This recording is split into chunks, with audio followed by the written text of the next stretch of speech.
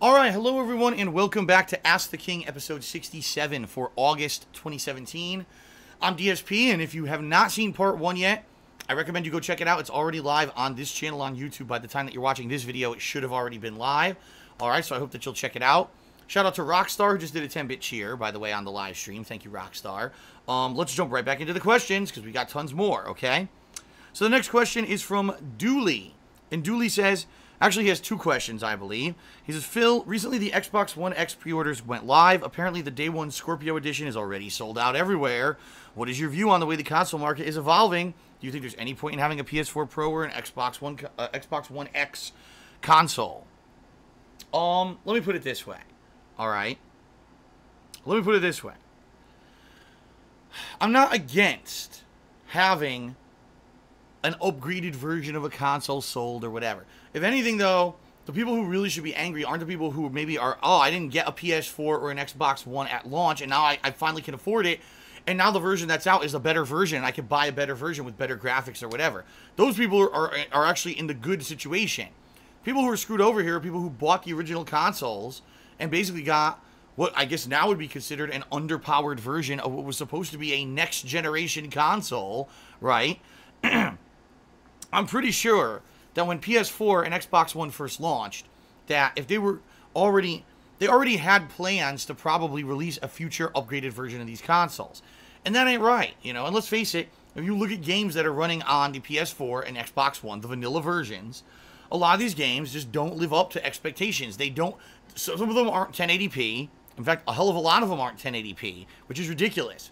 Tons of them, most of them are not above 30 frames per second. Most of them can't even run a consistent 30 frames per second. It's just laughable that this was supposed to be the next wave, right? And it couldn't even be close to what was already available easily and readily on PC. And you couldn't get consistent experiences on your consoles. Like, you would buy one game, play it, and this game runs great, and then you buy another game and the game runs like shit, because the game developers didn't consistently do a good job of making games that would perform good on each console. So, that's really shit, in my opinion. If you ran out and you were an early adopter and you bought the original versions of these consoles or whatever, and you got the shaft because, you know, you didn't get what you wanted out of it, and now all of a sudden, now they're selling another console that promises to deliver to you what you were looking for at launch of those other consoles, you got the shaft. It's bullshit. For me, alright, I personally don't see any reason why I would need either a PS4 Pro or an Xbox One X. Now, why? Because I am playing on my 1080p TV. I have no plans, until this TV dies, I have no plans on going out and buying another TV that's 4K and all that. And I'll be honest here, you know, we don't have games that consistently run well at just 1080p. What in the holy hell makes gamers think that just because you bought a better powered console with better hardware inside, that game developers are going to be able to develop now 4K resolution games that are going to run great? Like, if there's no evidence of something, why would you just believe it because of hype? And that's what I don't understand. Like, the Xbox One X fucking pre-orders sold out immediately everywhere. Every time they go up, they sell out immediately. Dude, these people are going to get these consoles on day one, and they're going to play games that are either going to look the same as they fucking did on original Xbox One, or slightly improved with maybe a little bit more frame rate, a little bit more graphical detail or whatever. And then they're going to finally go to play the 4K game, and it's going to run at 15 frames per second, and they're going to complain. That's your fault. Like, there's no evidence whatsoever right now that game developers can develop a consistent 4K experience on a console. If they can't do it for 1080p, if they can't even make the games 1080p, what the fuck makes you think they're going to make a game 4K and a good gaming experience? Like, I seriously expect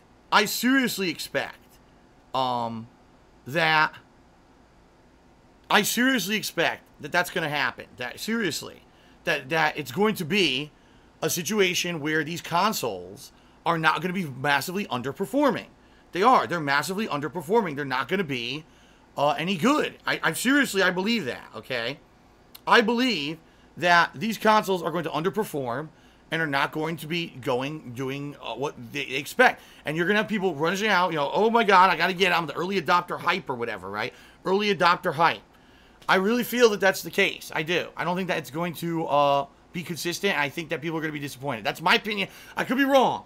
You know, good. I mean, good on them if they actually release this console, this Xbox One X, and it ends up being an amazing gameplay experience, and it ends up being full 4K, gorgeous graphics, 60 frames per second, running gorgeous. Fine, but I don't see it. I don't think, realistically, I don't think that that's going to happen at all. I don't think that it will. I think that it's going to be very underperforming, but that's just my opinion, based off of previous experience from seeing what these developers have already done on consoles. All right. Thank you for a couple cheers. Your boy Bob did a 10-bit cheer, and Hey Boss Posse did a 200-bit cheer. I guess that some internet is being flaky today. People are saying that I guess my stream is choppy or whatever. I apologize. My modem's not resetting. It's not a DDoS attack or anything like that. It may just be some flakiness of internet. So if you're watching live on stream and it's chopping up, I apologize. I have nothing I can do about that. But it is what it is. All right. Shout out to Rabo806 who just subscribed to the channel for the second month. Thank you. Okay. So the next question from Dooley was, which game has impressed you the most this year, and which one was a complete disappointment? I would say that impressed me the most this year would probably be Sonic Mania. And I know that's crazy to say. Sonic Mania blew me away. I had no expectations for Sonic Mania. And the reason I had no expectations was because Sonic 4, which is what Sonic Mania really is, Sonic 4 came out years ago and was incredibly disappointing. It just didn't have that classic feel of like a classic Sonic game. It didn't seem to have the kind of awesome gameplay mechanics of the original Sonics. It didn't have a retro feel, and it was released episodically, which really killed the game in my opinion. And a lot of people were very disappointed with Sonic 4, me being one of them. Sonic Mania is exactly what you're looking for. It's the original graphics, so you get throwback, you know, kind of 16-bit graphics and stuff like that. You get great gameplay, great high level, you know, the same kind of classic gameplay that you have felt from back in the day. It's that kind of thing. It's a throwback to that. So in that regard, I love Sonic Mania. And I think is, again, I had no expectations for it, knowing how bad Sonic 4 was, and then it ended up being amazing, like a really good game. All right. So, yeah, Sonic Mania would be the game that probably surprised me and ended up being one of the best so far this year. A game that ended up being super disappointing this year, see, the problem is I don't have all the games sitting in front of me here. What I'm looking right now is I'm looking at my gaming schedule and kind of looking through all the games that I played. I would have to probably say Mass Effect Andromeda. I think we all were looking for a game that was going to be on the level of the other games in the Mass Effect franchise, the original trilogy, and I think we can all collectively agree that Mass Effect Andromeda did not live up to any of the quality standards of the original trilogy, whether it was story, graphics, gameplay, all of it was kind of like subpar. Things that they took out cooperative, like you can't control your fucking teammates. That was like 90% of the fun of the fucking combat of the original two games is when you could do combo attacks with your teammates and upgrade the skill tree so that you could work together and have these combo things, and they took it out. Like, I don't know what they were thinking with Mass Effect Andromeda, dude. And of course, the game tanked, and basically the game now is done. They've already announced that they've completely cut off development for it. There'll be no more patches. There's not going to be any more, no DLC, nothing. The game is completely and utterly done. And internally, the studio, you know, BioWare said, we're not working on another Mass Effect game. So they might have actually tanked the entire fucking franchise with Mass Effect Andromeda, if you can believe it. Holy shit, man. All right.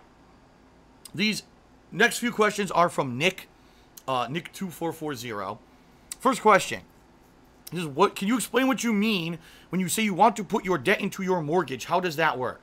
This is a very financial question. Some of you might not care, but right now I have equity in this house. Right now, what I paid for this house when I bought it, was far less than what the house is worth right now. Now, what that means is that I have what's considered equity. I have some value in the house. Even though there's a mortgage on it, there's some value. So what I could look to do is refinance my mortgage on this home, and it's going to increase the amount of debt in the mortgage. But what I could do is take some of the other debt that I have, like, for example, some of the credit cards that I have, and wrap them into the mortgage at a much lower interest rate than what I'm paying on the credit cards, okay? And what that would do is it would reduce my total monthly payments that I have to pay for everything. and it would actually help my credit score, because when you have credit card debt, that's seen as bad debt, and that hurts your credit score. Mortgages actually is seen as good debt because it's an installment loan, kind of. It's not what they call, oh God, not rotating debt. There's a word for it. You know, credit card is considered debt on debt because every month it recalculates the amount of money you owe and generates interest. The mortgage, you agreed to pay a certain amount of interest on your mortgage at, you know, if you have a fixed rate mortgage like I do, when you closed, and therefore you're only going to pay that certain amount of interest over time. It's considered good debt, versus the credit card could just go like this and keep going up and up and up every month. And if you just make minimum payments on a credit card, you may never pay it off, or it could take like 30, 40 years to pay off a credit card. Revolving debt. Thank you, Oaksfin Mojo. Revolving. That's the word I was looking for.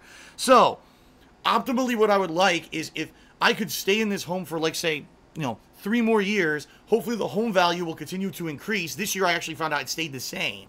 But in this part of the country, home values are actually going up. So if I could stay here for like 2, 3 more years, and the home value goes up even more, and as I'm slowly paying down all my other debts, hopefully, I could refinance the house. Excuse me. I can refinance the house and get some of that terrible revolving debt into the mortgage, and it'll help me out tremendously. Lower monthly payments and better credit score. There you go. Second question, how do you manage to do gameplay every day without getting burnt out? Well, I mean, the thing is, it would be one thing if, like, I was doing the same kind of gameplay every day. Like, I'll be honest, if I was one of these guys, I only play first-person shooters, so I gotta play Call of Duty every day. I only play fighting games, so I have to play whatever the hot fighting game is right now, and that's all I do is fighting games. I would be burnt out. 100%, I'll tell you, I would be. But because I play such a wide variety of games, that's why I don't really get burnt out. It allows me to stay fresh and not get tired of what I do for a living. Just to give you an example, think about this week. I played Sonic Mania, an old-school 2D platformer. I played Agents of Mayhem, a kind of generic, grindy third-person shooter. I played Uncharted: The Lost Legacy, I almost knocked all my papers off my desk. You know, platforming, adventuring, parkour with a little bit of gunplay style game with amazing graphics and a good narrative, right? Tonight, I'll be playing Danganronpa 2, a visual novel, right? Tomorrow, I'll be playing Call of Duty World War II Beta, which is a freaking totally... See what I mean? In 1 week, I'm doing such a wide variety of stuff. It's hard. I wouldn't get burned out. If I was doing the same thing every day, yeah. And I'll be honest, there are some times when if I am doing the same style of game consistently for a long period of time, I do kind of get burnt out. That's why, you know, earlier this year, I played Dark Souls 1, did a redemption run. Then, I played the Dark Souls 3 DLC. I also played Neo. And then during the summer, I did a Dark Souls 2 Scholar of the First Sin run, where I did a totally different build than the first time I did, you know, my original Dark Souls 2 run. I do not want to play any games like that anytime soon. I've played way too much of that style of game this year, all right? And seriously, I'm just, like, so burnt out from it that I gotta stay away from it. I know right now, if a new Dark Souls-esque game were to come out and I were to play it, I would rage and I would be frustrated. I would be burnt out on it. That's why I'm happy with this hardcore gaming season. It's completely different styles of games that are coming out. So that's the difference here is that, you know, why don't I get burnt out? Because I diversify myself to doing many different things. And the other cool thing is, yes, every day I live stream. Yes, every day I'm playing games, but I also do things like Ask the King. I do things like DSP Tries It. I do things like the Week in Preview. So I do a variety of stuff. It's not like every single stream or session I'm also doing the exact same thing. And I like doing that variety of stuff for that sake. If I just did the same thing 24/7, I would be burnt the fuck out, and that's why I'm not. It says, what do you think has been your best and worst year on YouTube? I mean, see, that's completely subjective, because what do you consider good or bad? Is it good with the quality of the content that I put out on YouTube? Is it financially how I did? You know, some people argue that years like 2010 or 2011 were my best years on YouTube. Some people right now never watched my original stuff and they like the stuff I'm doing now. You know what I mean? Like, some people are saying that since I started the more emphasis on live streams, that my content's been completely reinvigorated and all the stuff I'm doing now is better than the past 3 to 4 years. So it's very subjective, and you're asking me, honestly, I don't think about it. I don't sit here and reminisce and say, man, this year was my best year and this year was my worst year, or anything like that. I just keep pushing forward. I'm more about looking forward than looking back. That's the kind of person I've always been. So for me, I can't even honestly answer your question, because if you had specific criteria, like what was your best year financially on YouTube? Okay, I could sit down and look at the numbers and say it was this year. Not this year, but, it was this specific year, pointing to the past. But just the generalized question, I can't answer, okay? Your last question, do you think it was a mistake moving to Washington after everything that happened in the last few years? No, and I've answered this question a million times. You must not have been paying attention. No, moving to Washington was a great choice. It got me out of a condo where, for my health purposes, was horrible for me. The condo, number one, was way too expensive taxes-wise and everything I was doing there. I was paying so many extra taxes living in Connecticut just because I lived in fucking Connecticut and operated the business out of Connecticut. I'm talking a ridiculous amount of money, like thousands upon thousands of dollars of taxes a year going to the state of Connecticut. And by the way, they didn't do anything with that fucking money that did anything good. They just fucking blew it because the actual government in Connecticut is absolutely fucking terrible and falling apart at the seams. The internet was far worse in Connecticut. Remember how many internet problems I had when I lived in Connecticut? At least twice a year, I'd have like a fucking week where my internet would be down, wouldn't be working, and fucking stupid Optimum Online couldn't figure out what the problem was, could never resolve the issues. It was awful for the business. I couldn't do as much. I couldn't have a nice office like this with soundproofing and everything. Just look, the visual quality and the audio quality of the stuff I used to do before I moved to Washington was way worse. But also, physically, my health, all right? My health is better.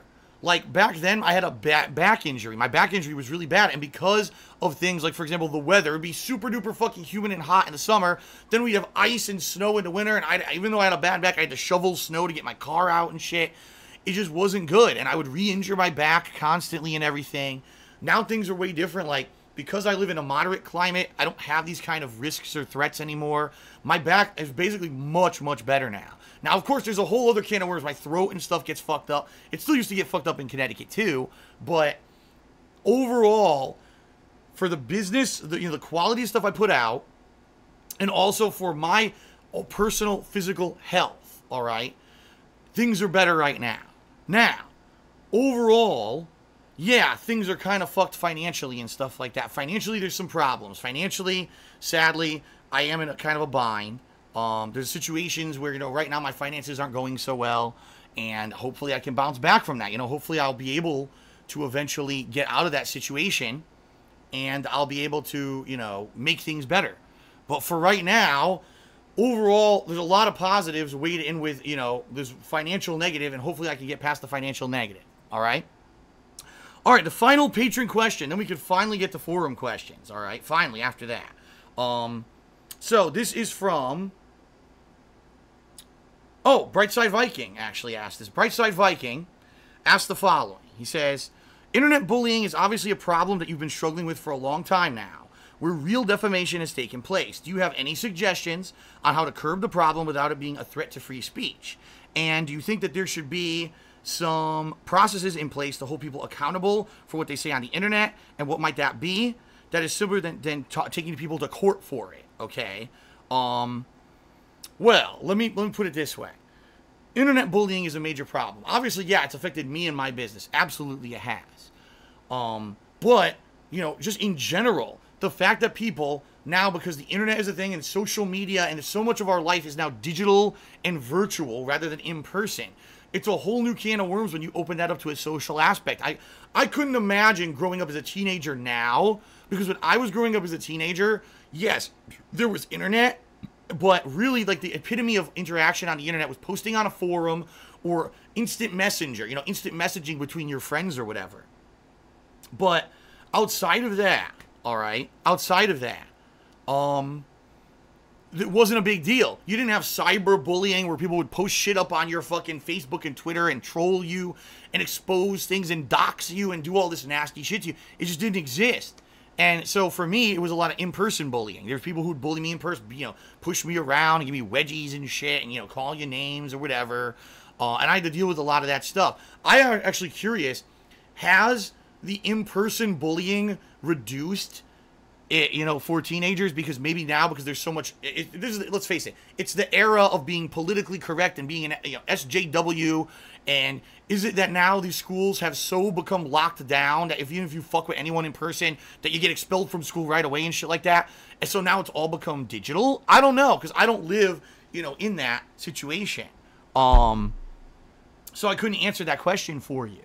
But yeah, the second half of the question here, he says, is there a way to curb the problem without it being a threat to free speech? I don't know. This is a huge overarching issue, all right? The internet and anonymity behind bullying someone and stuff like that on the internet. It just so happens that when I started becoming popular on the internet is when this became a big thing, and of course that's how people found all these ways to fuck with me and everything over the years, right? Yeah, I mean, do I have like great advice? I don't. I've been looking myself for a solution for years. How do you stop it? You can't. Even fucking YouTube allows it. And that's the sad part. You can report all these bullying videos and everything on YouTube and they still fucking allow it, which is ridiculous. Like, I don't know why they do, because it's obvious that it's negative and it's not what they want on the website. Do you think a bullying video on YouTube, all these negative shit that's said about me constantly and stuff, is advertiser friendly? No, advertisers don't want to advertise on a fucking video that's a slander against someone, but YouTube allows it. It's really, the responsibility for stopping this stuff is in the hands of these companies who are social media. Twitter, Facebook, YouTube, Twitch. These places need to regulate, what goes on. Now, you might say, but like Viking just said, but that's against free speech. You're right. It absolutely is. It's against free speech. But there's got to be a line that has to be drawn. And the question is, where is that line? And I'm not here to answer that kind of question for you. I don't know. For me, the thing is, I don't care about, I'm so above it. You're not going to sit here and see me do, today, instead of doing a productive gameplay stream or a Q&A session with my viewers and fans, I've decided I'm just going to sit here and just fucking ass blast someone and make fun of them and tear them a new asshole for a good 3 hours straight and slander them, because that's what I'm all about. And I'm getting viral views from immature little shits because that's what I do. I'll never do that. I'm not the kind of person. So it's going to be up to these social media networks to decide what they want on their businesses and what they don't, honestly.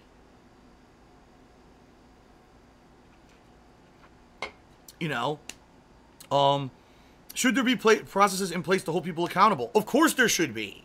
That's the problem, though, is that there isn't.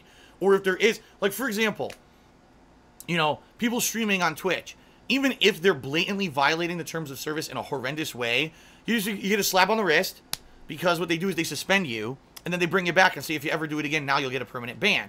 So you could even have these people doing horrendous things, and then they get to come back anyway.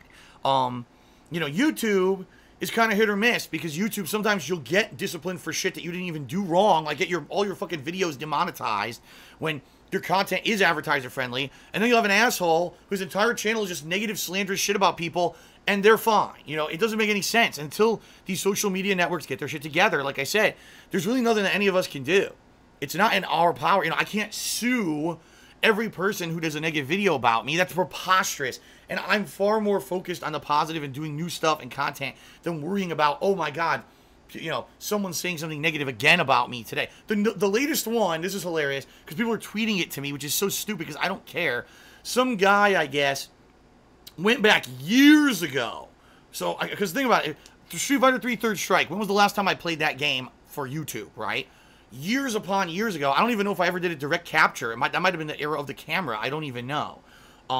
He went back, and apparently there's certain matches that I played in Third Strike that it uploaded replays to like their servers or whatever, and I guess those replays capture your button inputs.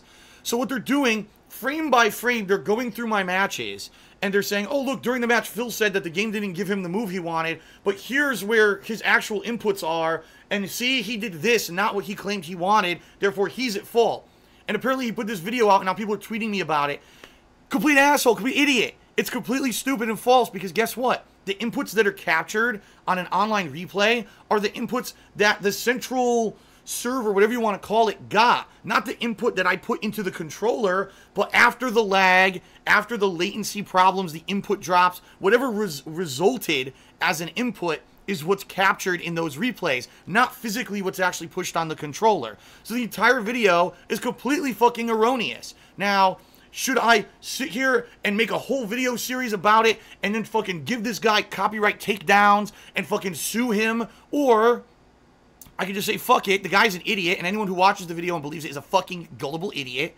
So I don't care, and I'm just going to go on, and I'm going to do Ask the King, and I'm going to fucking make videos of gameplay and have fun and keep doing what I'm doing. That's the attitude I have. There's no reason for every little idiot who attacks me to go after them. It's sad because there are thousands of gullible morons, including big fucking YouTubers, who believe completely nonsensical things because I don't address every one of them and pick them the fuck apart to make the facts of the matter come through. But that's not what I'm about. It's not. It's not what I'm about. And I'm not going to bother with it. Okay. So now we're finally getting on to forum questions. What time? Okay. I got time for 1 or 2 forum questions before we take a break. By the way, folks, I do apologize. I can confirm that the internet is having intermittent issues today, and it's not a DDoS attack because when the internet had it, both my upstairs and my downstairs modems blipped at the same time, which means in general the internet here went down, which isn't possible through a DDoS attack. So it's not that, it's something's going on with the internet here right now, which is why if you're watching live on stream, the stream kind of chopped up a couple times, and nothing I can do about it. Okay? All right. So now on to forum questions. Oh wait, actually, I'll do the shout-outs afterward. This question is from I Will Break You. And he says, Phil, this may have been asked before, but do you think that violent video games can lead to behavioral problems in kids? Every so often a school, mall, movie theater shooting, etc. occurs, and the media always seems to insert that the individual played a ton of games like Grand Theft Auto or Call of Duty or violent video games. Do you really think video games are the cause for violent actions in kids or teens? No. I'll tell you what the cause of violent actions in kids or teens are.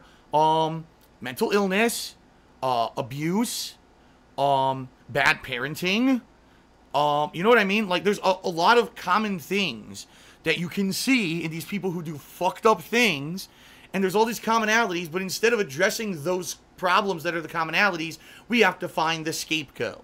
That's what it is, and video games are always the fucking scapegoat. How is it, folks? Out of the millions upon millions of people who buy every Grand Theft Auto game and play every Call of Duty, why don't we have millions of mass murderers? Why aren't they all out there shooting everyone and chopping each other's necks, right? Because that's not the root cause, obviously.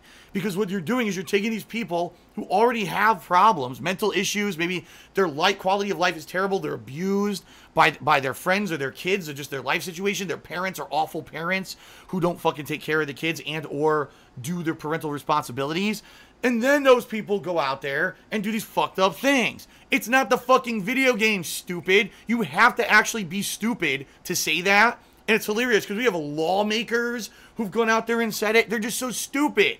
And if you just go right to their face and say, why is it that we don't have millions of mass murderers, they won't have anything to say. But no one does it. It's such a simple question to answer, you know. All right. Next question is from MDC Fan 101. He says, Phil, I know that you're a huge fan of comic book characters like the X-Men, Batman, Superman, Spider-Man, holy shit, Fantastic Four, and so forth. Throughout your career, you've showcased impressive knowledge of these characters and their source material. Have you ever considered making an attempt to get back into reading comic books? Comic books were very much a part of my early to teen years. They were huge. That was the era when comic books were like the big hype thing. Much like video games and internet became the hype thing later on, comic books at a certain point was like this huge thing. Collectibles and comic books were gigantic. And during that period of time, I got heavily into Marvel, somewhat into DC, but mostly into Marvel, and a few other things. Would I ever read comics again? Probably not, I'll be honest. And the reason being is, number one, a lot of these characters and comics things that have been around for so long at this point, they've really jumped the shark and or they've done it all. Like, I hear some things that, oh, did you hear what happened in X-Men? This crazy thing. Did you hear that Captain America has become a Nazi? It's like, what the fuck? Like, okay, so now they're doing every possible scenario. So, Wolverine is Jesus. You know, Captain America's a fucking Nazi. You know, Superman has 2 penises. It's like just the stupidest shit, just so they can keep writing these goddamn comic books, because they become such pop culture successes. They got to keep going no matter what. Got to keep the cash cow going. In my opinion, the problem with video games, the problem with comic books in the modern era is that they don't have a logical end. Look at manga, all right? Look at how manga does. And there, of course, there's some bad examples there, but a lot of mangas or anime series and stuff like that, they have a written story with a predicted and or ending in mind. But when you've been writing the X-Men since the 1960s, right? Over 50 fucking years, and the X-Men have never aged. It just doesn't make any sense. The comics shouldn't continue, in my opinion. Like, let's have a definitive fucking end, right? For this stuff, and then write new original stuff. But in reality, that's the problem. There is no real new creativity or originality. When you look at people, like the people who created a lot of these comic book characters and stuff in the early days, these were like one-of-a-kind creative people. And it really stands to task that when you see people like Stan Lee and they're lauded as a hero, he really should be. Because today's creators don't have any of the kind of originality or just, you know, creative thought like people like Stan Lee and who was the other guy that created all those characters along with Stan Lee with him at that same era. I always forget. I think Steve... Fuck, I can't remember his name, and I feel bad. Because there really were like 3 or 4 major creative guys in comic books that just blew it out of the fucking park during this period of time. Yeah, Jack Kirby was one of them. You're right. Jack Kirby. A few people just said Jack Kirby in the stream chat. He was huge. I swear there was a guy that was Steve. No, not Steve Jobs. But yeah, there was a bunch of... Steve Ditko, right? Yeah. So, they were like dynamos of creating these really original stories and characters. You don't get that anymore, right? You don't. Why do you think we have 3 fucking movie series of Spider-Man? Because we got to reboot the same story 3 times because no one has an original fucking thought in their head, or when they do, it's so fucking stupid and immature, right? You get the dumbest shit. So... No, I don't think I would ever go back to comic books. I don't. It would be too frustrating. Plus, let's also face it, it's a different time. Back then, when I was heavily into comics, one of the coolest thing about them was that you were able to collect them. It was a big thing. Physically, you had this big collection of comics. You could pull them out, you know, read them, and everything in person. Now everything's digital. So, you know, you read it once, oh well, it's a file somewhere, you know, or I have access to it on demand whenever I want or whatever, but it's not the same. Like, that era, that cool era, when that was the time to do it, is kind of over at this point. All right. So now, folks, it is time for a break. I want to say thank you for watching part 2. If you're on stream, you've been very patient with the internet, you know, blipping in and out, so thank you. I'm going to take about a 10-minute break, and I'll come back at part 3, the conclusion. At this point, I've got a few more forum questions and a couple Twitter questions, so we're not so bad off. I think we'll be able to wrap it up in one more part, all right? So thanks. If you're watching this on YouTube, there's going to be a part 3. Check it out. If you're watching this on stream, it's just going to go on break for about 10 minutes, okay? Thank you, everybody.